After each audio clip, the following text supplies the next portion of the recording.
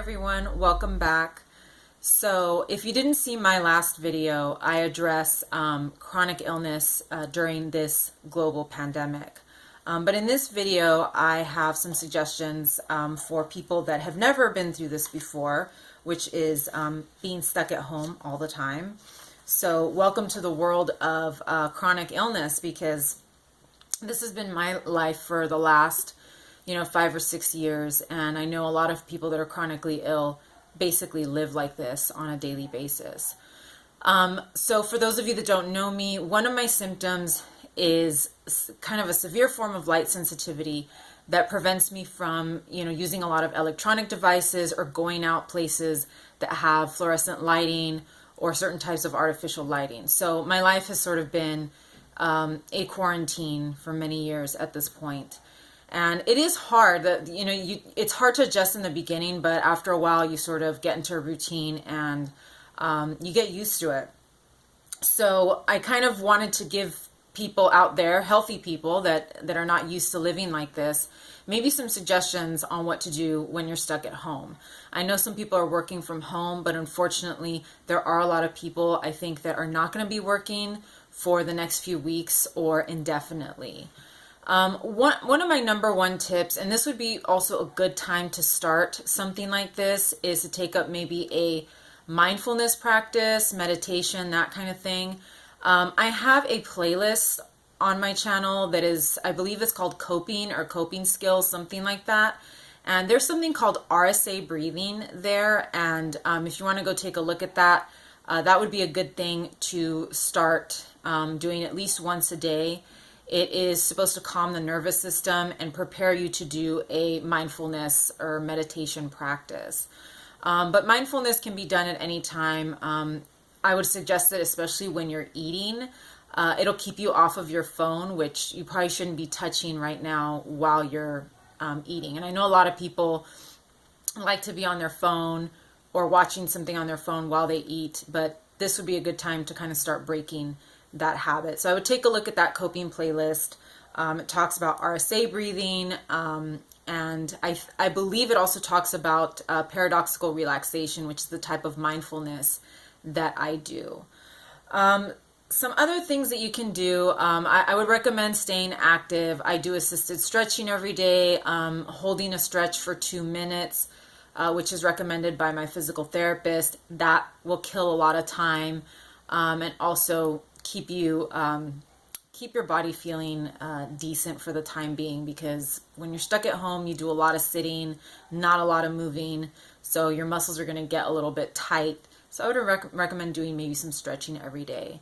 A lot of these suggestions are not going to include being on the internet, because obviously I can't be on the internet a lot because of my light sensitivity.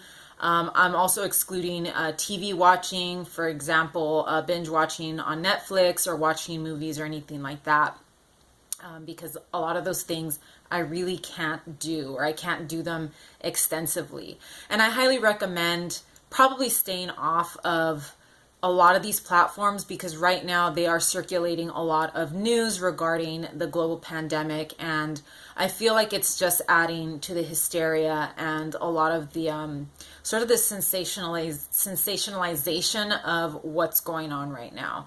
Not that it isn't something we should be worried about, but I do think that this is causing people to become increasingly more nervous and frightened. And I don't believe there's a cause to, or there's a good reason to be too afraid right now. So among the other things that I have on this list, cooking, cleaning, organizing, redecorating your house. This would be the time to do it.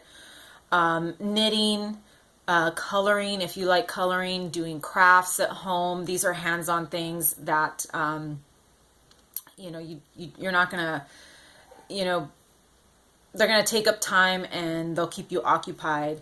Phoning a friend or a relative. If you have family in another country, this would be a good time to talk to them on the phone and catch up with them. Take your dog outside. We've been having a lot of rain here in Southern California. I've had to actually force my dog to go outside to go to the bathroom because she doesn't like the rain. So I would take your dogs outside, let them have a run around, play with them a little bit outdoors if you can, or if that's possible for you. Take them for a walk. As long as you stay 6 feet away from anybody else that's outside, you should be okay. I think the biggest issue is being indoors, out in a public place. So I think being outdoors is probably better than, going to like a dog park or a restaurant or something like that. Another thing that I've kind of done is starting to do a little bit of self-care, painting your nails, if you like painting your nails. This one's kind of a weird one, but like if you have dry skin, paying extra attention to your skin, putting on lotion, being really good about that, being very diligent about that. Right now people are washing their hands a lot. Do something for your hands. Use a cuticle oil, massage it into your hands. Incorporate your mindfulness practice into that, put on a hand lotion, take care of your skin and kind of give it that extra care and that extra attention right now that you have the time to do that. Practice a makeup look for any of the ladies or men out there that like to wear makeup. This would be the time to practice putting on some makeup and refining your skills at doing that. I often do that. Actually, I do that sometimes when I feel sick and I just want to be inside the bathroom for whatever reason. I actually will put on makeup just to keep myself occupied while I'm in the restroom. I'm just being inside the restroom, because for those of you that are chronically ill like myself, sometimes we just don't feel well, and being in the bathroom is kind of a safe haven sometimes, but you're just kind of stuck in there like, well, what am I gonna do? So a lot of times I will put on makeup just because I need to just be in there. Create a routine.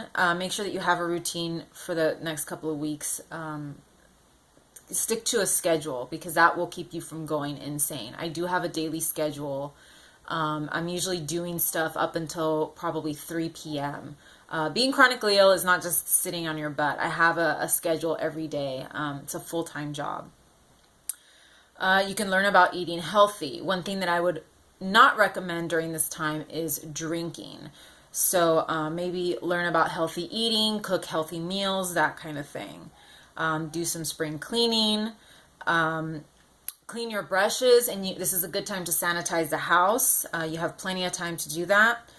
Another cool thing to do is to go through your closets and see if there's anything that you could sell. There's a couple of apps like Poshmark and Mercari where you can sell stuff, or donate to the Goodwill. You could start preparing bags. I know right now a lot of people don't want to go out of their house. But a lot of Goodwills have drop-off places where you actually just drop it off outside, or you just hand it over to someone. You don't actually have to go inside the Goodwill. So this would be a good time. Go through your closets, clean things out, and if you want to wait till, quarantine is over, then you can take them at a later time. And also, last thing, something that I probably should be doing during this video is remember to breathe. One thing that I've noticed myself doing is I'm not breathing properly. And I think, again, this is because what we're seeing in the news, what we're hearing every day, is that this virus is circulating. And I think our natural tendency is to hold our breath. We don't want to be breathing in other people's air. And I have had a few doctor's appointments this month, and I catch myself not wanting to breathe or holding my breath because, you start getting paranoid about whatever's in the air.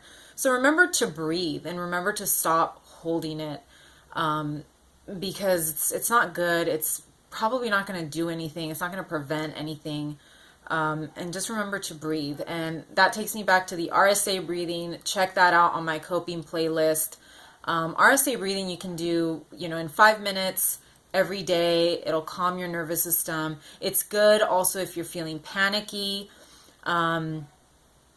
It's good if you're kind of, nervous, or you're stuck, on the freeway or something.